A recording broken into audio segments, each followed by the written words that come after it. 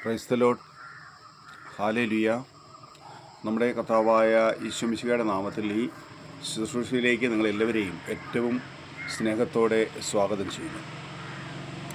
പ്രിയമുള്ളവരെ, നമ്മൾ ഈ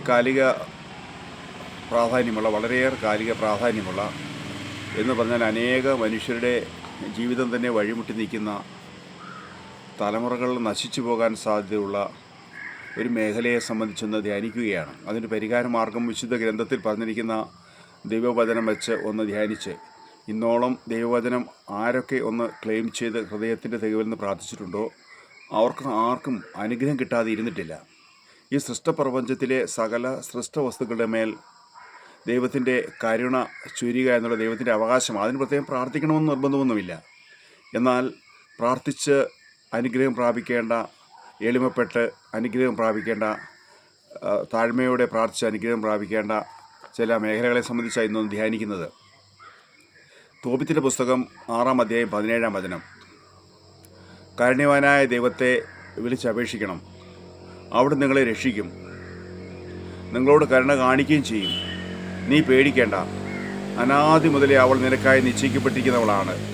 അവളെ നീ രക്ഷിക്കും, അവൾ നിന്നോട് കൂടെ വരികയും ചെയ്യും. Praise the Lord. ഞാൻ ഈ വചനം ഒരിക്കൽ കൂടെ ഒന്ന് വിശദീകരിക്കാം. എന്ന് പറഞ്ഞാൽ, തോബിയാസിന് ജീവിത പങ്കാളിയെ തേടിയുള്ള യാത്രയിൽ റാഫേൽ മാലഹ തോബിയാസിനെ സഹായിക്കുന്ന വിസ്മയകരമായ രംഗമാണ് ഇപ്പോൾ നമ്മൾ ഇതിനോട് ചേർത്ത് വെച്ച് ധ്യാനിക്കുന്നത്. തോബിയാസ് വളരെയേറെ പ്രാർത്ഥിച്ച വ്യക്തിയാണ്, വളരെയേറെ ജീവിതത്തിൽ സഹനങ്ങൾ അനുഭവിച്ച വ്യക്തിയാണ്. പക്ഷേ എല്ലാ കാര്യങ്ങളും ദൈവത്തോട് ചേർന്ന് നിന്ന വ്യക്തിയാണ് എന്നുള്ളതാണ് അദ്ദേഹത്തിൻ്റെ ഏറ്റവും വലിയ അനുഗ്രഹത്തിൻ്റെയും വിജയത്തിൻ്റെയും ഏറ്റവും വലിയ ആകത്തുക. അദ്ദേഹം ദൈവത്തോട് ഏറ്റവും അധികം ചേർന്ന് നിന്ന വ്യക്തിയാണ് എന്നുള്ളതാണ്.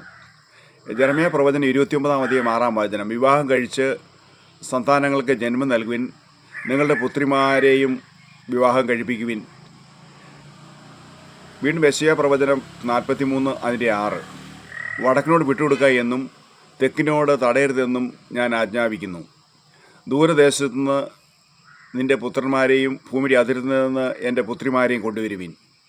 പിന്നുള്ളവരെ, വിവാഹ തടസ്സം നീങ്ങിപ്പോകുന്നതിന് വേണ്ടി അനേക മനുഷ്യർ, അനേക വ്യക്തികൾ, അനേകം യുവതിയുവാക്കൾ ഇച്ചിരി പ്രായമായും കഴിഞ്ഞിട്ടും ജീവിത പങ്കാളിയെ കിട്ടാതെ ഭാരപ്പെടുന്ന മക്കൾക്കെല്ലാവർക്കും വേണ്ടി നമ്മൾ ഈ വചനമെല്ലാം ഒന്ന് വെച്ച് ധ്യാനിക്കുകയാണ്. ബൈബിളിൽ വിശുദ്ധ ഗ്രന്ഥത്തിലെ വാഗ്ദാന വചനങ്ങൾ എപ്പോഴൊക്കെ ആരൊക്കെ എവിടെയൊക്കെ ക്ലെയിം ചെയ്ത് പ്രാർത്ഥിച്ചാൽ അനുഗ്രഹം കിട്ടുമെന്നുള്ളത് വളരെ സത്യമായ, വളരെ ക്ലിയറായ യാഥാർത്ഥ്യമാണ്. അത് നമ്മൾ തിരിച്ചറിഞ്ഞ് ഈ വചനമൊന്ന് അവകാശപ്പെട്ട് പ്രാർത്ഥിക്കുമ്പോഴാണ് ഈ അനുഗ്രഹത്തിൻ്റെ സമൃദ്ധി നമ്മുടെ ജീവിതങ്ങളിലേക്ക് ചൊരിയപ്പെടുന്നത്. ഈ അനുഗ്രഹത്തിൻ്റെ സമൃദ്ധി നമ്മുടെ ജീവിതങ്ങളിലേക്ക് ചൊരിയപ്പെടുമെന്ന് പറയുമ്പോൾ നമ്മളൊരു കാര്യം അടിസ്ഥാനപരമായി ഏറ്റവും പ്രധാനപ്പെട്ട് ചിന്തിക്കേണ്ടത്, നമ്മളൊരു കൃഷി ചെയ്യുകയാണെങ്കിൽ ആ കൃഷി ചെയ്യാനുള്ള ആ കൃഷിഭൂമി, ആ മണ്ണ് ഒന്ന് നമ്മൾ ഒരുക്കും. അതിന് നമുക്ക് ഫലപ്രദമായ രീതിയിൽ വിത്ത് വിതയ്ക്കാൻ, അല്ലെ ഞാറ് നടാൻ, ചെടികൾ നടാൻ തക്ക വിധത്തിൽ അതിൻ്റെ ആ മണ്ണ് നമ്മളൊന്ന് ഒരുക്കി ഒരു ക്രമീകരിക്കും. അതുപോലെ തന്നെ നമ്മളൊരു ഭവനം പണിയാനായാലും, ഒരു ബിൽഡിങ്, എന്തെങ്കിലും ഒരു കെട്ടിടം പണിയാനാണെങ്കിലും അതിന് വേണ്ടി ഒരു പ്രതലം ഒന്ന് ഒരുക്കും. എന്ന് പറഞ്ഞാൽ ആദ്യം നമുക്ക് ദൈവത്തിൽ നിന്ന് അനുഗ്രഹം കിട്ടുന്നതിന് മുമ്പ് ഈ അനുഗ്രഹം പ്രാപിക്കാൻ തക്ക വിധത്തിൽ നമ്മുടെ മനസ്സും ശരീരവും ആത്മാവും നമ്മുടെ ഭവനവും നമ്മുടെ ബന്ധങ്ങളും ചുറ്റുവട്ടങ്ങളും ഒന്ന് ഒരുക്കണം, ക്രമീകരിക്കണം. അത് വളരെ വളരെ വളരെ നിർബന്ധമായ കാര്യമാണ്. സങ്കീർത്തനങ്ങൾ 18-ാം അധ്യായം 6-ാം വചനം പറയുന്ന, കഷ്ടത്തിൽ ഞാൻ കർത്താവിനെ വിളിച്ചപേക്ഷിച്ചു, എൻ്റെ ദൈവത്തോട് ഞാൻ സഹായത്തിനെ നിലവിളിച്ചു, അവിടുന്ന് തൻ്റെ ആലയത്തിൽ നിന്ന് എൻ്റെ അപേക്ഷ കേട്ടു, എൻ്റെ നിലവിളി അവിടുത്തെ കാതുകളിലെത്തിയെന്ന്. അപ്പോൾ അങ്ങനെ കഷ്ടതയിൽ നിലവിളിച്ച് അപേക്ഷിക്കാനുള്ള ഒരു മനോഭാവം, എൻ്റെ നിലവിളി അവിടുത്തെ കാതുകളിലെത്തും, ഞാൻ അനുഗ്രഹപൂർണ്ണനാകും എന്ന് ഉള്ള ഒരു അടിയുറച്ച വിശ്വാസം എനിക്കുണ്ടാകണം. വീണ്ടും ഉൽപ്പത്തി പുസ്തകം 2-ാം അധ്യായം 18-ാം വചനം. അത് ദൈവം ഏറ്റവും പ്രധാനമായി നൽകിയ ഒരു വാഗ്ദാന വചനമാണ്. ഉൽപ്പത്തി 2:18. ദൈവമായ കർത്താവ് അരുളി ചെയ്യുന്നു, മനുഷ്യൻ ഏകനായിരിക്കുന്ന അന്നല്ല, അവന് ചേർന്ന ഇണയെ ഞാൻ നൽകും. ഇത് വാഗ്ദാന വചനമാണ്. ജീവിത പങ്കാളിയെ ലഭിക്കാതെ വിഷമിക്കുന്നവർ, കുടുംബ ജീവിതത്തിലെ പ്രശ്നങ്ങൾ അനുഭവിക്കുന്നവർ, ദൈവത്തിൽ നിന്ന് അകന്നു നിൽക്കുന്നവർ, ദൈവകൃപ ലഭിക്കാതെ ഇനിയും ഭാരപ്പെട്ട് നിൽക്കുന്നവർ, മാതാപിതാക്കൾ, ഇതെല്ലാം ഈ വചനമൊന്ന് എഴുതിയെടുത്ത് മക്കളെ കൊണ്ടൊന്ന് പ്രാർത്ഥിപ്പിക്കണം. മക്കൾ സ്വയം പ്രാർത്ഥിക്കണം. മറ്റുള്ള ഒരാൾക്ക് വേണ്ടി കൂടി നമുക്കിത് അവകാശപ്പെട്ട് പ്രാർത്ഥിക്കുമ്പോൾ ഈ അനുഗ്രഹം നമ്മുടെ ഏത് വ്യക്തിക്ക് വേണ്ടി പ്രാർത്ഥിക്കുന്നു അങ്ങോട്ട് ചൊരിയും. അതാണ് ദൈവത്തിൻ്റെ വിശ്വസ്തയും കാരുണ്യവും. അതുകൊണ്ട് ഈ വാഗ്ദാന വചനങ്ങൾ നമുക്ക് ഒന്ന് മാംസം ധരിക്കാം. ഈ വാഗ്ദാന വചനങ്ങളുടെ അഭിഷേകം അവകാശപ്പെട്ട് പ്രാർത്ഥിക്കാം. നിശ്ചയമായും മുടങ്ങിക്കിടക്കുന്ന വിവാഹം നടക്കും. ജീവിത പങ്കാളി നൽകി കർത്താവ് അനുഗ്രഹിക്കും. ഈ വചനം മാംസം ധരിക്കുവാൻ നമുക്ക് പരിശുദ്ധ അമ്മയോട് ചേർന്ന് പ്രാർത്ഥിക്കാം. Praise the Lord. Amen. Hallelujah.